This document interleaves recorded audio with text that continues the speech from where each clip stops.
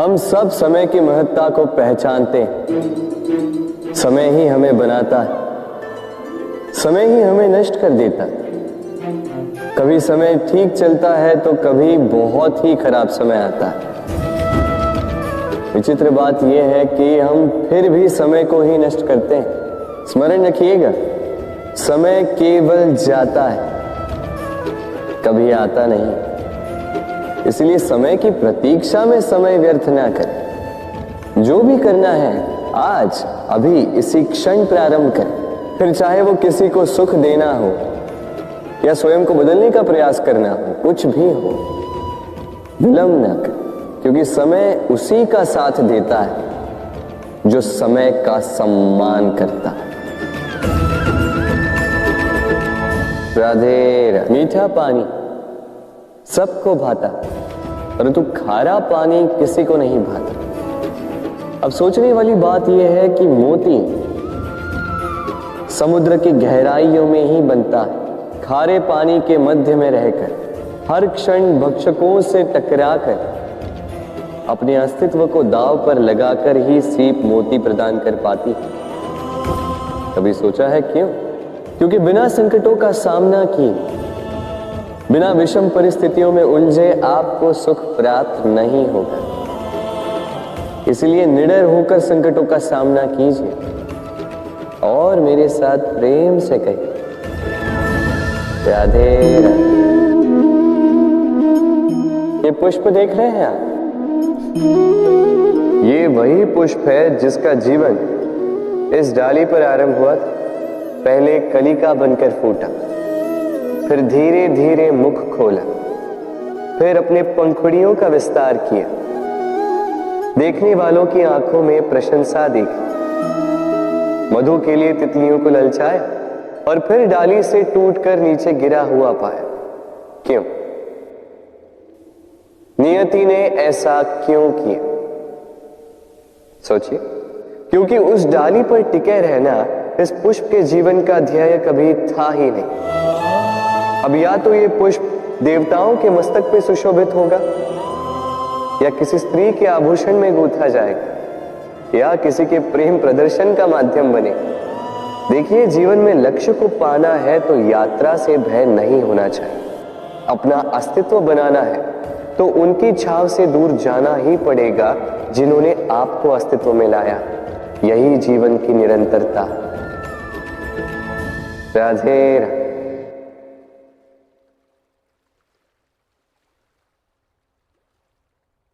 होता है, सागर का जल खारा होता है और किसी नाले का जल दुर्गंध से भरा। क्यों? नदी का जल मीठा होता है क्योंकि वो सबको जल देती। सागर जल लेता है, इसीलिए खारा होता है। और नाला, उसका बहना रुक जाता है और इसी कारण से वो दुर्गंधपूर्ण हो जाता है, किसी काम का नहीं रहता। हमारे जीवन में भी कुछ ऐसा ही होता है।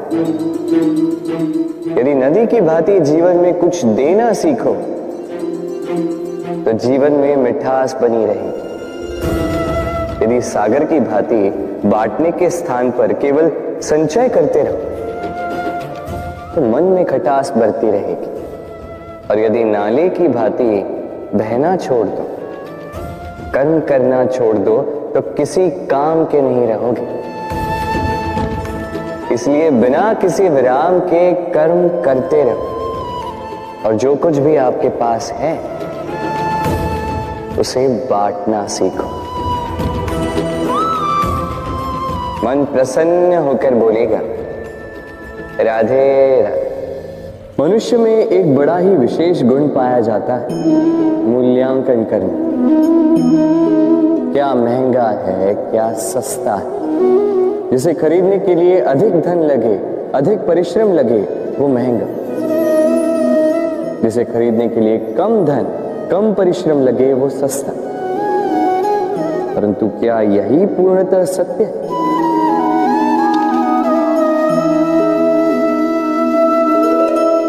अब आपके सामने एक पात्र है जिसमें जल भरा है और एक सोने का सिक्का। बताइए इन दो वस्तुओं में अधिक महंगा क्या? आप कहेंगे सीधी सी बात है, सोने का सिक्का ही अधिक महंगा होगा। इस सोने के सिक्के से आप ऐसे कई सारे जल के पात्र खरीद सकते हैं। चलिए उचित। अब सोचिए, यदि आप किसी मरुस्थल के बीचों बीच फंसे, प्यास से तड़प रहे, तब क्या महंगा हो? तब तो आप इस एक घूंट जल के लिए अपनी जीवन भर की कमाई पाई पाई यूं ही गंवाने के लिए सज्ज हो जाएंगे। स्मरण रखिएगा, जीवन में महंगी या सस्ती वस्तु नहीं, परिस्थिति होती है। और आवश्यकता पड़ने पर जो काम आए, उससे अमूल्य इस संसार में और कुछ भी नहीं। राधे राधे। ये है सुई और ये है तलवार। अब आप बताइए, आपके दृष्टिकोण से इन दोनों वस्तुओं में से क्या अधिक शक्तिशाली और महत्वपूर्ण होगा? आप कहेंगे तलवार ही अधिक शक्तिशाली या महत्वपूर्ण है। चलिए मानते हैं तलवार अधिक भारी होती है। तलवार युद्ध में आपको विजय दिलाती, शत्रु का विनाश करती है, किंतु तलवार से कभी आप आपके वस्त्र सी नहीं पाएंगे। यदि पांव में कांटा चुभ जाए तो उसे आप तलवार से नहीं निकाल सकते, आपको सुई का उपयोग करना ही होगा। अब बताइए, तलवार को पाने के पश्चात ऐसे इस प्रकार सुई को खो देना क्या उचित होगा?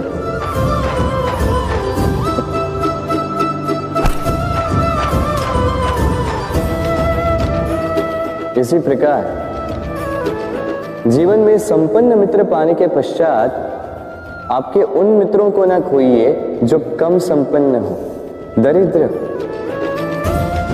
क्योंकि वो आपके साथ तब थे जब आप कुछ भी नहीं थे, और आवश्यकता पड़ने पर वही आपके काम आने वाले, संपन्न मित्र नहीं। तो जिससे प्रीत की है उससे मीत निभाई, चित आनंद से जागे। राधे। कुछ बनाने के विज्ञान में पहले टूटने का ज्ञान आवश्यक है था। नई सोच बनाने के लिए पुरानी रीतियों को तोड़ना आवश्यक है। ये यात्रा, ये सीख केवल राधा के लिए नहीं बल्कि सभी के लिए, फिर सभी को इस दुर्गम और जटिल पथ से जाना ही होगा।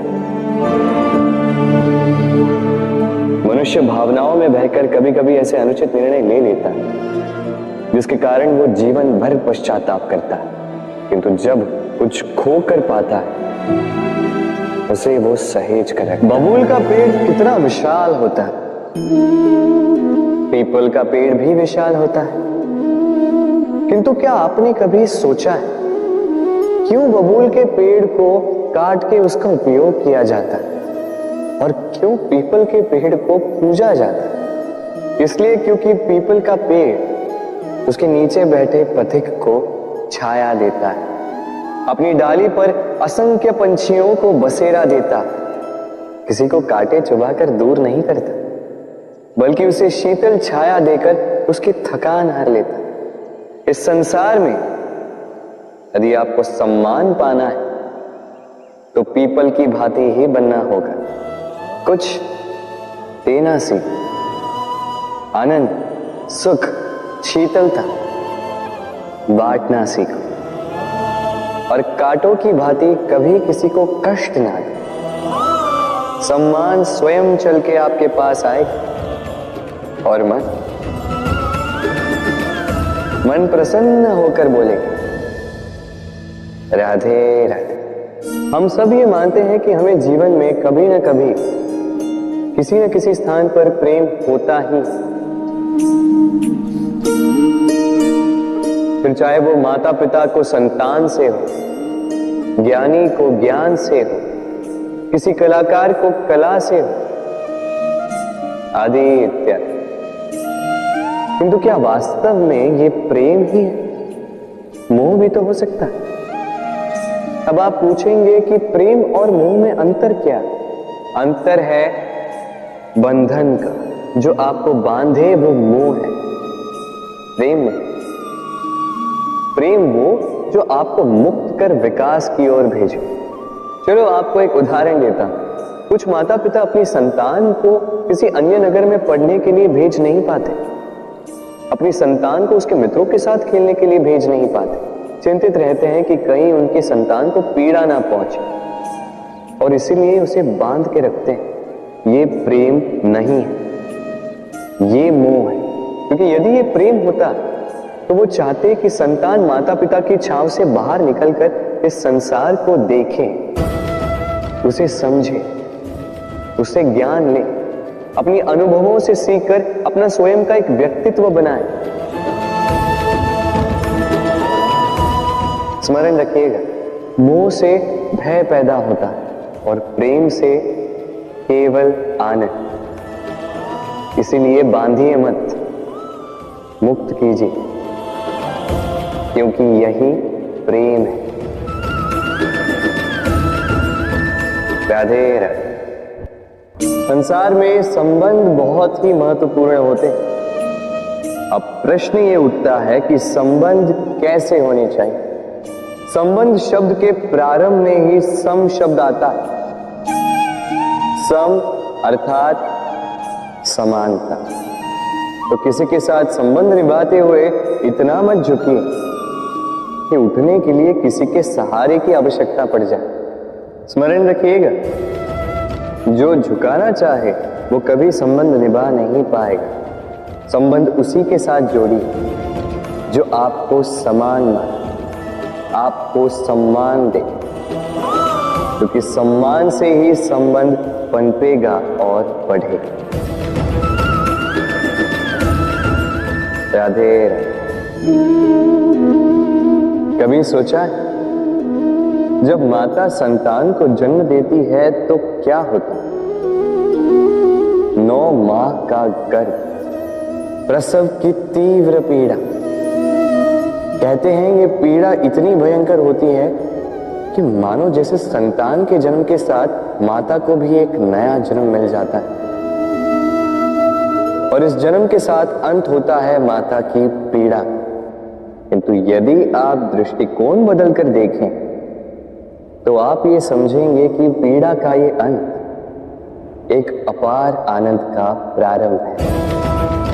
आरंभ संतान का, और संतान माता पिता के लिए सुख का प्रारंभ है। जीवन के साथ भी यही होता है। हम कभी कभी किसी संबंध या किसी स्थिति के पीड़ादायक अंत के कारण इतने विचलित हो जाते हैं कि उस आनंदमयी प्रारंभ को देख ही नहीं पाते। स्मरण रखिएगा, पीड़ा आनंद के प्रारंभ का लक्षण। राधे राधे। व्यक्ति के सर पर जब क्रोध चढ़ जाता है तो उसे सत्य और असत्य के बीच का ज्ञान नहीं होता। क्रोध उसकी दृष्टि को धुंधला कर देता है और फिर उसके पश्चात केवल माया और कपट ही उसे आगे का मार्ग दिखलाता है, अपने स्वार्थ की सिद्धि के लिए। अग्नि क्या करती है? जलाती है। फिर चाहे वो लकड़ी हो, कोयला हो, वस्त्र हो, जो भी आप अग्नि में डालोगे वो भस्म हो जाए। किंतु सोना, यदि आप सोने को अग्नि में डालोगे तो वो कुंदन बनकर अपना अस्तित्व निखार लेता है। यदि आप लोहे को ताप दो तो वो फौलाद बन जाता है। क्यों होता है ऐसा?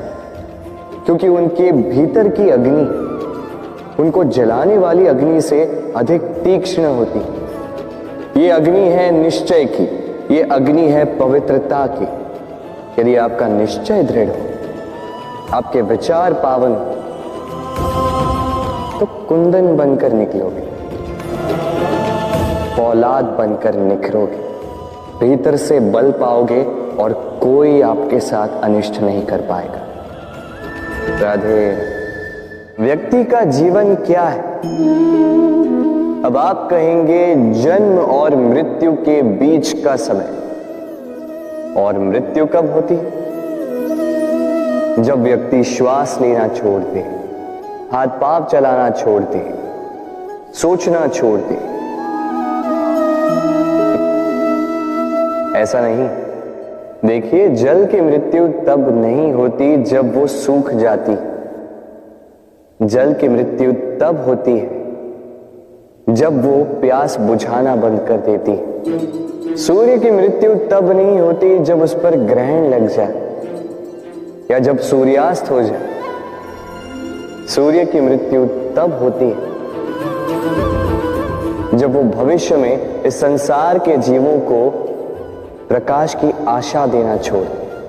उसी प्रकार मनुष्य का अंत, उसकी मृत्यु तब होती है जब उसके भीतर की करुणा का अंत हो जाए।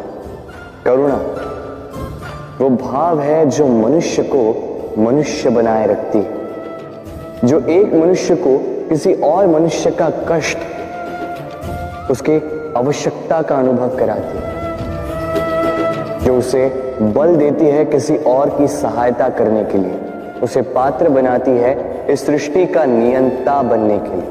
देखिए, संसार में मृत्यु केवल एक बार होती, तो उससे पूर्व क्यों मरना? इस करुणा को क्यों मारना? स्वयं को मनुष्य बनाए रखिए, मृत्यु के पश्चात भी जीवित रहेंगे। राधे राधे। नवरात्रि का पर्व आरंभ हो चुका है और ये पर्व अत्यंत भव्य है, क्योंकि ये पर्व जगत माता से जुड़ा है। मां इतना छोटा सा शब्द है, किंतु ठीक से देखो तो समस्त संसार इसी शब्द में समा है। मां जो अपनी संतान के लिए हर संभव प्रयास करती है, कुछ भी करने के लिए सज्ज रहती है। मां जिसका सबसे बड़ा गुण निश्चलता, मन में ना कोई पूर्वाग्रह, ना कोई भेदभाव, ना कोई छल कपट, और इतनी भोली होती है।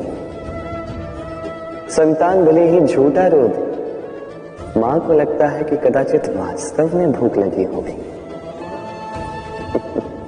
मां चाहे जन्म देने वाली हो, चाहे पालने वाली, स्वर्ग, ये स्वर्ग हमें मां के चरणों के नीचे ही प्राप्त होता है। इसी मां को हमारा शत शत प्रणाम। राधे।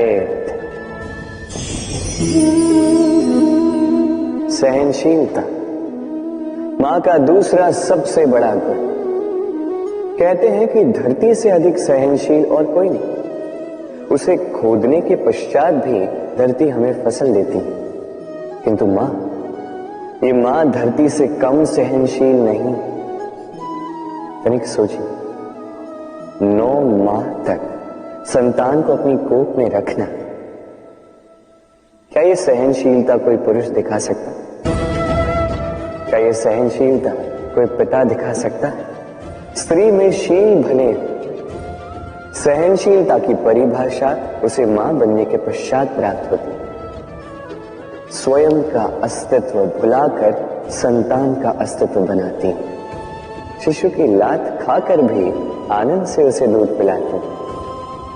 ये होती है मां, और इसी मां जननी को हमारा शत शत प्रणाम। राधे।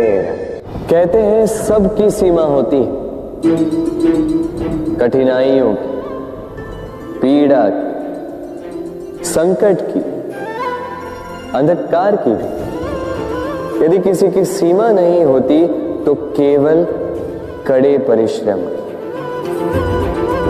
आपने देखा तो होगा, रात कितनी भी काली, सितारे परिश्रम से उससे लड़ते रहते हैं और अंत में सवेरा आ ही जाता।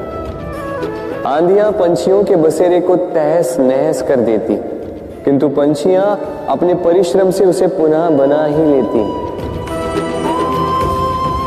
क्योंकि सीमित को असीमित से हारना पड़ता और परिश्रम असीमित। राधे राधे। बहती नदियां कितनी सुंदर होती हैं, पावन होती हैं।